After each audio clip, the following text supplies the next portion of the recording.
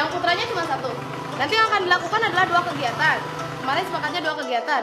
Kegiatan pertama, untuk yang angkatan kedua itu akan belajar daur ulang plastik. Angkatan kedua mana? Yang baru. Bumi ini populasinya semakin banyak. Terus juga sedangkan buminya itu segitu-gitu aja gitu. Kalau misalnya kita masih membiarkan mindset masyarakat atau mindset kitanya sendiri buang sampah itu sembarang tempat aja gitu loh. Kalau misalnya kita nggak cegah itu dari dini, maka suatu saat nanti pasti bumi kita ini jadi tong sampah.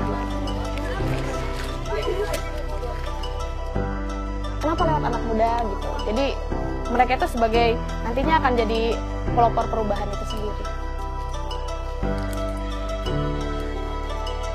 Kalau seandainya anak muda tidak peduli tentang kebersihan, pengolahan sampah, siapa lagi yang akan mengajak masyarakat luas untuk mempedulikan tentang kebersihan dan pengolahan sampah? Karena anak muda itu memiliki peranan yang besar dalam lingkungan sekitar.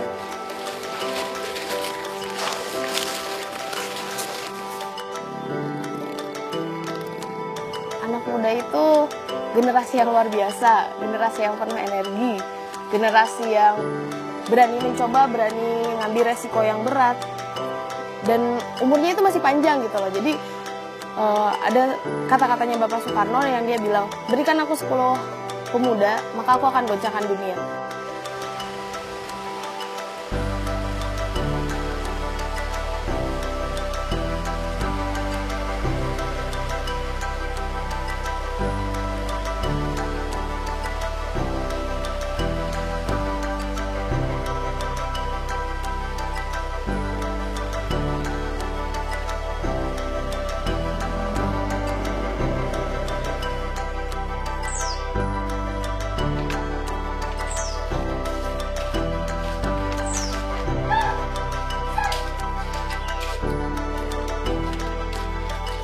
Saya Rahma, umur saya 20 tahun. Saya adalah mahasiswa di Sekolah Tinggi Agama Islam di Sukabumi. Dan saya adalah salah satu penggerak dari komunitas anak muda yang bernama Sahabat Lindalang. Lindalang itu sebenarnya singkatan dari lingkungan daur ulang. Prosesnya itu sekalian bayangan buat kalian. Jadi kertas yang sudah tidak terpakai itu direndam di dalam air, di ember misalnya atau di baskom terserah. Tapi sebelum direndam kalian robek-robek dulu. Sebenarnya sehari semalam itu udah bisa. Tapi karena kita nggak pakai blender. Lindalang itu sebenarnya berawal dari pas aku lulus sekolah itu kan aku ngajar di satu sekolah namanya Majro. Jadi di situ juga aku dulunya pernah sekolah di situ. Setelah aku ngajar beberapa pertemuan, terus aku kenalin lah tentang, aku sebelumnya pernah berkegiatan di lingkungan dulu gitu, namanya daur ulang atau membuat kreasi-kreasi dari sampah. Akhirnya aku perkenalkan kepada adik-adik penggalang itu, kemudian melihat mereka tertarik, interest untuk, Kak gimana sih caranya untuk membuat ini, gimana sih Kak gitu. Dan aku melihat mereka punya potensi yang besar di situ. Akhirnya kita sepakat untuk gimana caranya kita ngebuat satu kelompok aja, yuk kita buat kelompok yang fokus untuk di lingkungan itu sendiri. Akhirnya terbentuklah kita. Dari kegiatan kita selama ini kan dari usahanya sendiri kan sebenarnya dari sampah itu sendiri ya. Jadi si sampahnya ini kan kayak tadi dapat walaupun sedikit, tapi kalau misalnya kita rutin ngelakuin itu akan jadi banyak gitu. Misalnya kita 2 kali jalan kita dapatnya 100.000 atau dapatnya 50.000 kayak tadi. Tapi kalau misalnya kita rutin ya ada gitu loh buat kegiatan berkah sampahnya, entah itu berkah sampah untuk anak yatim atau untuk yang rencananya kan mau ada untuk yang kaum duafannya juga. Jadi nggak cuma anak yang nerima, tapi juga ibu-ibunya. Lindalang itu sendiri sudah bergerak selama 1 tahun. Berdirinya itu tepat pada tanggal 15 September 2012. Jadi tahun ini baru tahun pertama, dan isinya itu anggota intinya itu awalnya memang banyak yang ikut. Ada sekitar 30 orang, tapi seleksi alam itu berlaku dan didapatlah 10 orang pengurus inti. Itu di pertengahan tahun.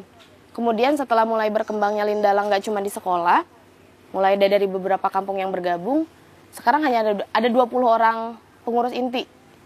20 orang anggota Tapi selain dari 20 orang itu ada juga volunteer-volunteer dari beberapa sekolah dan ada beberapa dari masyarakat juga yang membantu kegiatan kita.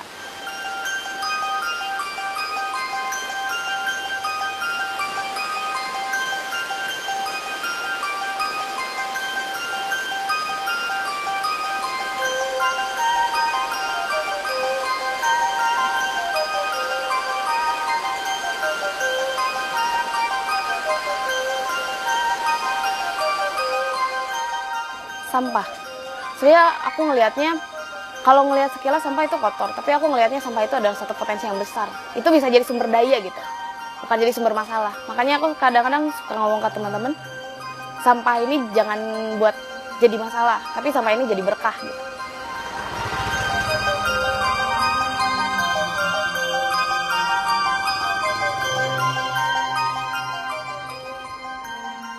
Masyarakat itu pasti mikirnya sampah itu kotor, bau, sumber penyakit, sumber masalah, dan lain-lain gitu. Tapi sebenarnya aku juga yakin sih sebenarnya masyarakat itu tahu gitu loh, buang sampah itu pada tempatnya, sampah itu punya manfaat, itu pasti tahu. Tapi memang seperti yang kita tahu ya, kita itu butuh yang namanya fasilitas pengelolaan. Jadi kalau misalnya masyarakat belum tahu keuntungan dari pengelolaan sampah itu apa. Jadi saat masyarakat sudah tahu manfaat dari pengelolaan sampah, saat memang sudah ada fasilitas, sudah ada yang memfasilitasi tentang pengelolaan sampah, pasti semuanya akan lebih sinkron gitu, jadi lebih bersinergi satu sama lain.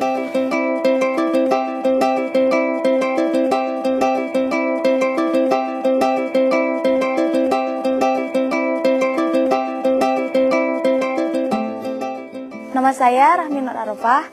Saat ini saya bersekolah di Madrasah Aliyah Negeri Cijeruk. Saya salah satu dari anggota Lindalang. Kita jahit jadi bentuk seperti ini. Cara menjahitnya, masukkan.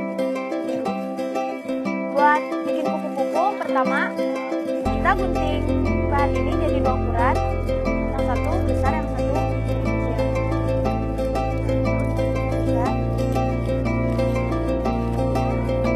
Sekarang kita punya 2 ukuran yang berbeda.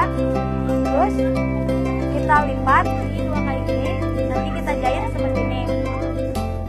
Caranya, alasan saya ikut Lindalang karena menurut saya kegiatan yang ada di Lindalang itu positif dan kita belajar tentang pengolahan sampah.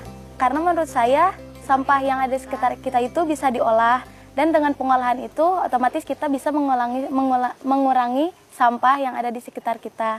Dan kita jadi belajar bagaimana cara mendaur ulang, dan dari cara mendaur ulang itu kita bisa menjadikan penghasilan untuk kita.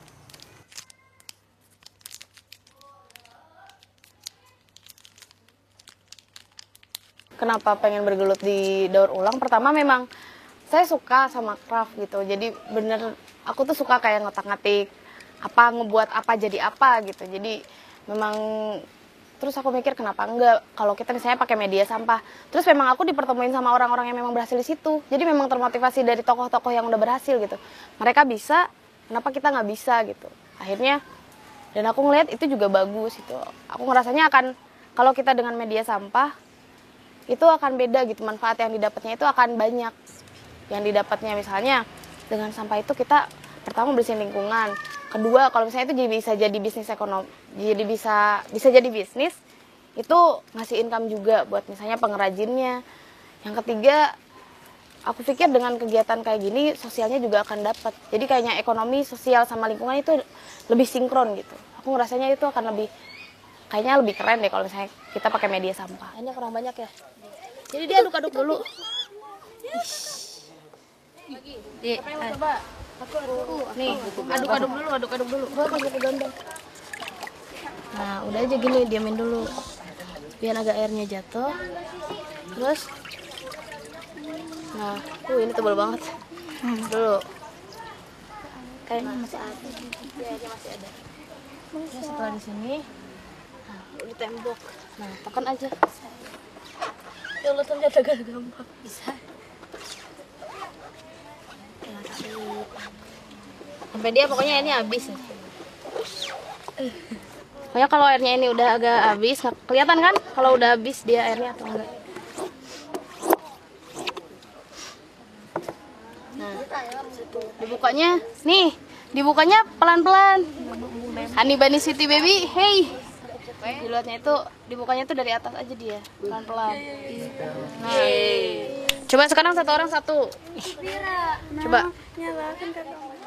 Udah, kalau dari daur ulang itu sendiri sebenarnya kan ada tiga prinsip, 3R itu kan yang harusnya diterapkan, itu reduce, reuse, dan recycle sebenarnya.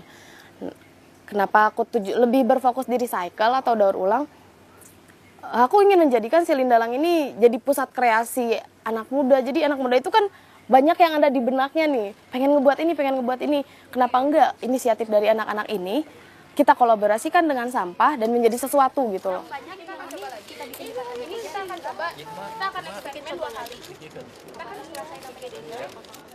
Pertama, saya merasa sampah itu barang yang tidak berguna ya. Tapi setelah ikut Lindalang, berbeda pandangan menjadi sampah itu bisa menjadi hal yang berguna kalau diolah secara baik.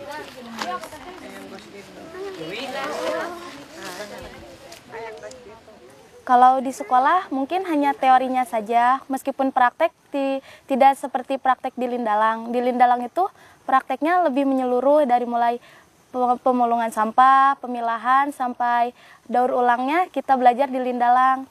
Jadi di Lindalang itu kita jadi lebih tahu cara pengolahan sampah dengan baik. Kalau kita bisa, wow, amazing. Pokoknya nanti kita akan buat deh. Kita lihat pokoknya perbandingan. Kak Rahma itu sosoknya aktif. Jadi kita itu bisa banyak belajar hal, bisa belajar banyak hal dari Kak Rahma. Dia itu bisa memotivasi kita dari segala ucapannya gitu. Jadi kita itu kayak belajar pengolahan sampah, pemilahan, terus pendidikan tentang lingkungan. Jadi kita mengerti dari Kak Rahma.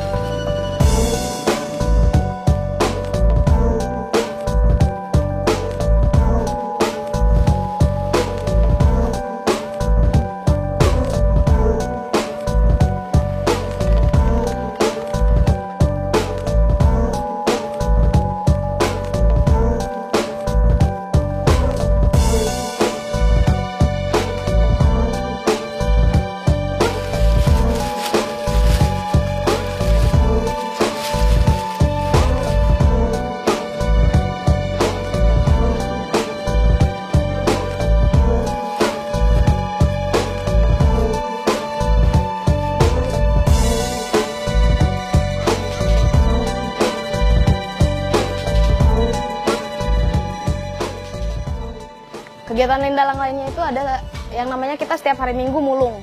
Jadi kita namain nama kegiatan itu Minggu Ulung.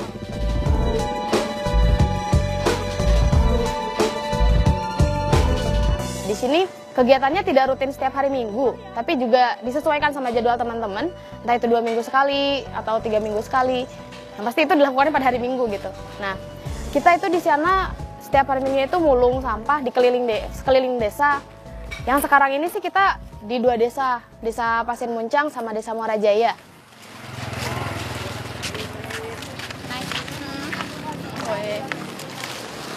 Bisa daur ulang sih. Kita untuk sekarang ini sih mulung sampahnya itu yang bisa kita kelola. Jadi kita juga bingung, ini gimana sampah yang nggak bisa kita kelola, kayak kresek itu kan kita belum tahu mau kelolanya gimana. Daripada kita ambil terus kita nggak tahu mau akhirnya dibuang-buang juga. Jadi kita belum sampai ke situ. Jadi kita masih ngumpulin sampah yang memang bisa ngasih hasil gitu. Memang bisa kita kelola, entah itu kita jual. Hasilnya itu kita ada yang untuk beberapa program berikutnya, ada berkah sampah untuk anak yatim, berkah sampah untuk, pengen sih ngasih berkah sampah ini untuk masyarakat luas. Celotehannya ini aja. Hitung dapat berapa? Dari proses mulungnya itu sendiri, dari pertama kali mulung itu memang kita agak segan, karena kan image mulung itu jelek atau misalnya negatif. Tapi di situ memang kita fokuskan ini sebagai kegiatan kita untuk mupuk tameng, apa sih namanya, biar mental kita ini kuat gitu loh, ngedenger celotehan orang. Aku juga udah tekenin ke anak-anak Lindalang ini, ke sahabat Lindalang, kalau siapapun pasti akan mendapatkan celotehan, pemulung atau apa, tapi itu jadikan sebagai untuk motivasi kalian untuk semakin kuat gitu loh, ngadepin namanya omongan-omongan negatif itu. Ya. Memang betul gitu, jadi pada saat kita jalan ada beberapa orang, Neng pemulung ya gitu kan. Awal-awalnya memang agak malu kebanyakan sih. Jadi ada pemulung atau apa, celotehan-celotehan lainnya. Tapi setelah beberapa kali kita berkegiatan, itu jadi hal yang biasa gitu. Jadinya malah kita diliatin sama orang, justru orang bilang, pemulung, oh iya Pak, kita Lindalang, kita pemulung kece. Jadi image pemulung yang negatif itu jelas malah jadi energi positif buat kitanya, jadi pemulung kece gitu, Lindalangnya pemulung kece. Yang emberan-emberan. Nanti Teh Linda siap sama yang bening. Ya ada. Yang emberan nanti bareng sama Kak Rahma sama si Kak Yosep. Pilah sampahnya biar lebih cepat. Kalau misalnya yang putih. Jadi pilah sesuai jenisnya aja. Terus selain itu kita juga ada praktik daur ulang. Karena seperti concernnya Lindalang kan di daur ulang. Jadi kita belajar untuk daur ulang kertas, daur ulang plastik. Difokusin sih sekarang masih fokus di non organik. Tapi kita juga pengen meluas untuk di non organik, di organiknya. Selamat pagi semuanya. Pagi. Ya hari ini hari Minggu. Hari ini hari Minggu seperti yang sudah direncanakan sebelumnya. Yang jadi kegiatan rutin kita. Jadi hari ini kita ada pertama kita mau biomonitoring. Sebelumnya udah tahu belum biomonitoring itu apa? Belum ya. Mungkin nanti akan kakak jelaskan pada saat sudah sampai sungai nanti, tapi kakak akan bagi menjadi 2 kelompok. Jadi 2 kelompok ini akan meneliti 2 titik sungai yang berbeda. Jadi kita lihat perbandingan sungai yang lebih atas, kita jaraknya nggak akan terlalu jauh. Tapi kita akan coba ada nggak sih perbedaannya antara 2 titik tersebut gitu. Nah, halo. Ada juga kita biomonitoring. Jadi biomonitoring itu kita meneliti kualitas air sungai. Kita ngambil titik dari atas sampai bawah. Nggak jauh sih, tapi seputaran dua desa sementara ini. Jadi kita meneliti sungai itu bagaimana kualitasnya dengan melihat biota-biota yang ada di air. Jadi anak-anak tuh kan senang kalau misalnya sekarang kalian jadi peneliti, wah jadi peneliti gitu kan. Jadi mereka juga ada satu kebanggaan sendiri. Masukin aja situ ya. Bukan ini. Masukin aja. Pokoknya kalau kalian nemuin hewan apa yang kecil, masukin aja.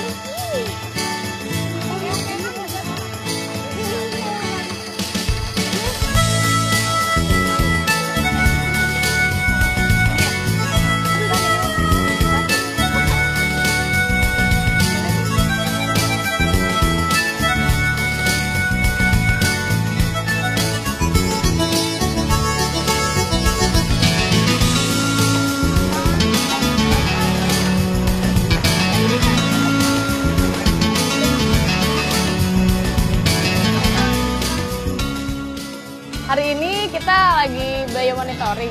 Jadi ini kegiatan sahabat Lindalang itu meneliti kualitas air sungai. Jadi teman-teman ini terjun langsung ke sungai. Jadi nyari-nyari hewan. Jadi biomonitoring itu kita menilai kualitas air sungai dengan cara kita lihat biota apa yang hidup di sungai itu gitu. Jadi kan si hewan-hewan itu ada yang kalau misalnya dia tercemar sedikit, misalnya kayak udang, dia itu nggak mau tinggal di tempat yang kotor. Chandra ngabur, Chandra. Nah, ini apa? Kayak kumbang. Ya, dia tidak bertahan. Ini apa ini? Udah ya? Apa namanya? Berpintu. 6C. Kita ngambil beberapa hewan, dimasukkan ke tempat ke baskomnya itu. Kemudian setelah itu kita lihat, kan ada buku panduannya. Kita lihat hewan itu, setiap hewan punya poin, punya nilainya sendiri. Jadi setelah kita jumlahkan, kita akan tahu diambil rata-ratanya. Jadi kayak hitungan matematika gitu. Jadi kita akan tahu kualitas airnya itu bersih, sangat bersih, terus sedang rata-rata atau misalnya kotor. Main oke Mia ya pendidikan. Nah, kayak misalnya kan kegiatan pameran gitu. Misalnya kayak kemarin di Bogor, terus pas di Jakarta. Pengennya masih ngajak anak-anak, tapi kan masih anak SMP gitu kebanyakan lagi. kadang-kadang nggak dapat izin. Tapi ya keur belajar meureun. Tapi kok dikasih izin sama orang tua? Dapat ya? Dapat izin. Pasti. Beneran. Umi juga kan suka gitu begini. Sebenarnya kendala kita itu ada di personalnya sendiri. Jadi kalau kita kan ini daerah kampung. Jadi kalau kita ada kegiatan itu agak susah dapat izin dari ibu-ibunya, dari orang tuanya. Mungkin anak-anaknya juga belum bisa bicara secara ini kali ya ke orang tuanya. Jadi orang tuanya itu menganggap ngapain sih ngelakuin kegiatan kayak gitu, mending di rumah bantuin orang tua ini dan itu. Jadinya salah satu kendala sih itu izin dari orang tua. Jadi kalau ada kegiatan pameran di luar pun kita agak susah ngajak anak-anak ini. Berhubung masih anak SMP juga kan, jadi agak susah itu.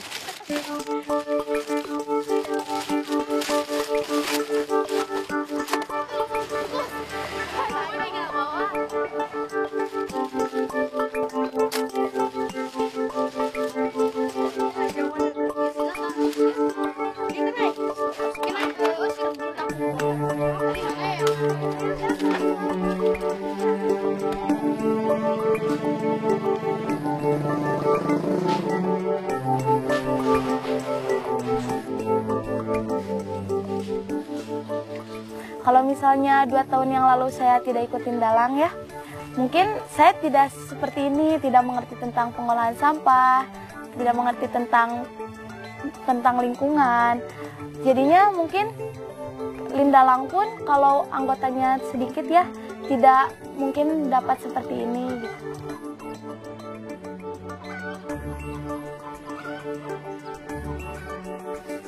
Aku tuh bermimpi ke depannya dengan Lindalang kita bisa bekerja sama dengan masyarakat, dengan orang-orang sekitar. Kita bisa mengelola semua sampah. Jadi tidak cuma di-recycle, tapi kita bisa mengelola sampah yang benar-benar total sampah itu bisa kita kelola. Sehingga dan juga dari sampah yang dikelola itu memberikan peningkatan ekonomi untuk masyarakat.